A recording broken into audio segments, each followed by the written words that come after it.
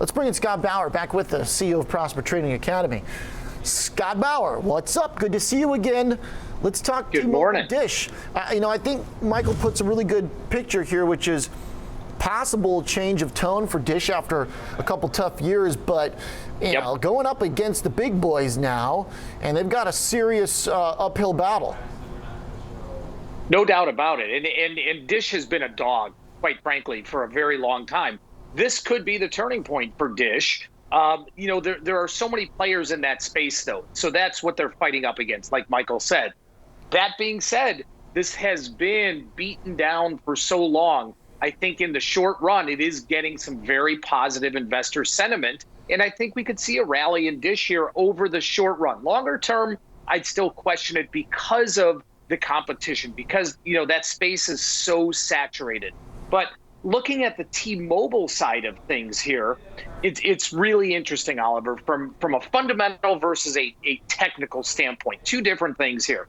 And normally when I, talk about a trade in a particular stock, I like to get, maybe a little bit more detailed, a little bit more intricate. Like last week, we spoke about an iron condor in Adobe.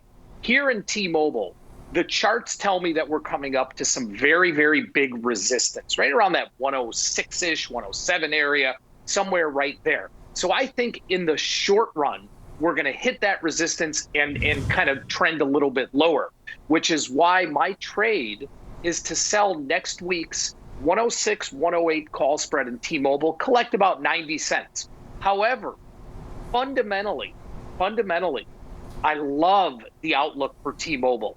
I think that, everybody talks about 5G. I'm not even going to hit that spot right there. But the merger with Sprint, what they've done with selling off, assets to Dish, I think longer term, T-Mobile can see an easy 10 to 15% rise the rest of this year. However, my trade, very short term, is just to look at some resistance right here over the next week.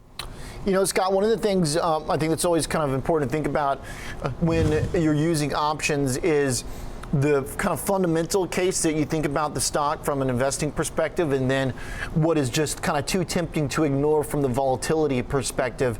Is that what's driving you to want to look at the selling of the call spread at this point? Is it just juicy enough, basically, to kind of put the longer term case to the side for a moment?